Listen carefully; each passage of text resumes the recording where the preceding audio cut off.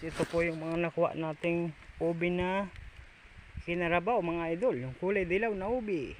Yan. So idol, nandito tayo sa ilalim ng gubat guys. Naghahanap tayo guys ng mga ubing kinarabaw mga idol. So malayo ang nilakbay natin bundok. So nandito pa lang tayo guys. Dito na tayo sa sapa mga guys.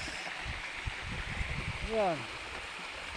Nandito po tayo sa area ng mga ubi na kinarabaw mga idol. So dito sa lugar na to guys, ay napakarami pong ubi dito sa lugar na to mga idol.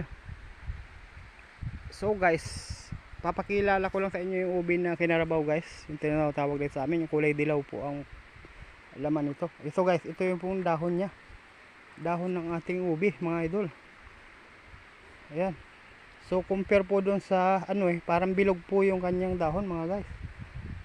Yung ubi po kasi na natural, medyo tulis yung guys, dahon. So magkaiba po yan sa ubi na hinahanap po natin. Ito po guys, yung kinarabaw guys. So ito po yung puno niya mga idol. Ayan. So guys, napakarami po dito niyan. So guys, tara, maghukay po tayo ng mga ubi mga guys. Ayan guys, ito po yung ating ubi na guys, na kinarabaw guys. So ito guys ay kulay dilaw na ubi mga idol sa bukid. So alam naman natin yung mga ubi guys, nagpapalit siya ng katawan. Ito yung dati niyang katawan mga idol. So pagsapit po kasi ng June hanggang September, nagpapalit po ang ubi ng katawan niya. So guys, ito yung mga ubi nung nakaraang taon. So ito po yung bagong sibol niya ngayon mga idol. So, ayan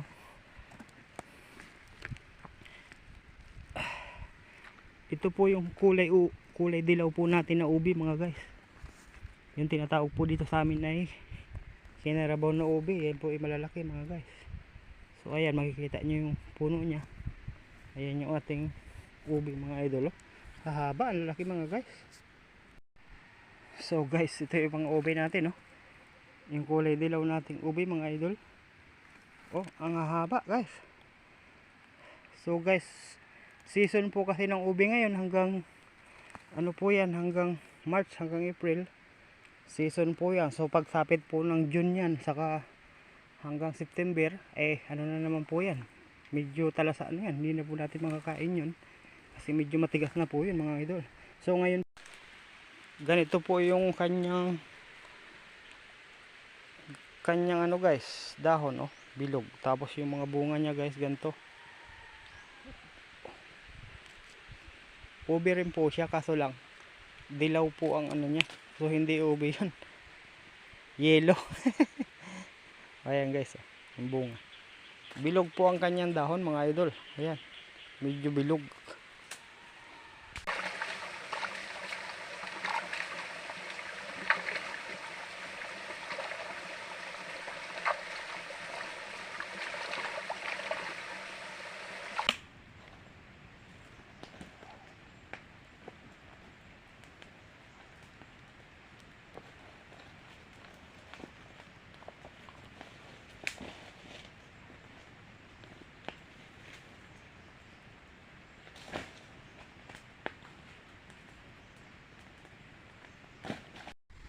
So guys, ito po yung ating ubing kinarabaw guys, yung kulay dilaw nating ubi mga idol.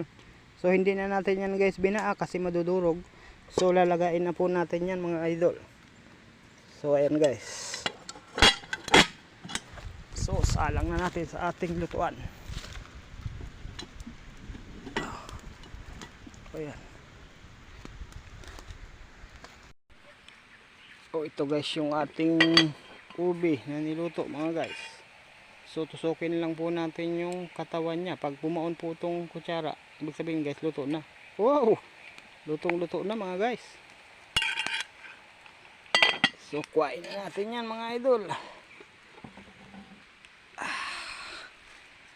Ilagay natin dito sa ating lagay. So guys, ito yung nilabo nating ubi mga guys. Uy, ay. So guys, din na natin to binalatan para hindi madurog mga guys. Ayan Ayan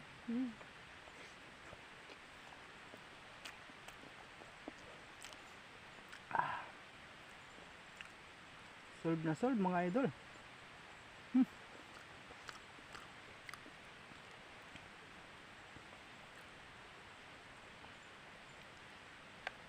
Ubi to na dilaw mga guys.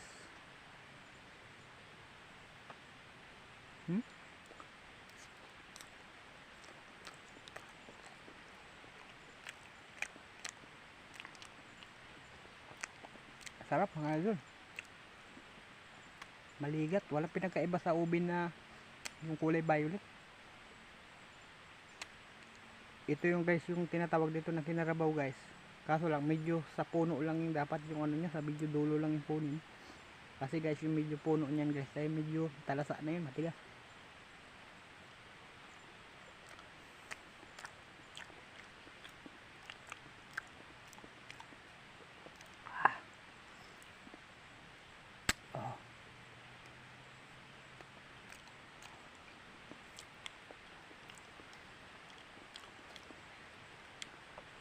Pampalipas gutom sa mga kabundukan mga idol. So may dala ka lang lutuan, hindi ka magugutom guys sa bundok. Kaya nga tayo guys nandito sa kabundukan oh.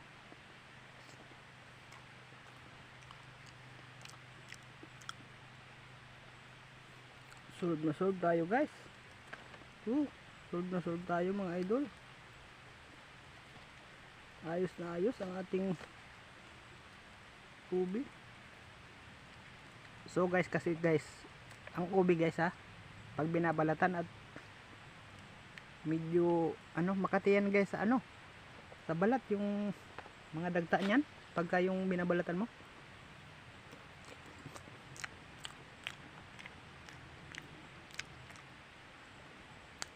Alis na naman ang gutom natin sa kabundukan mga guys.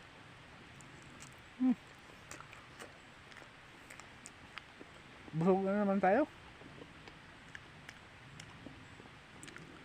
So yun lang guys, at magandang umaga sa iyo.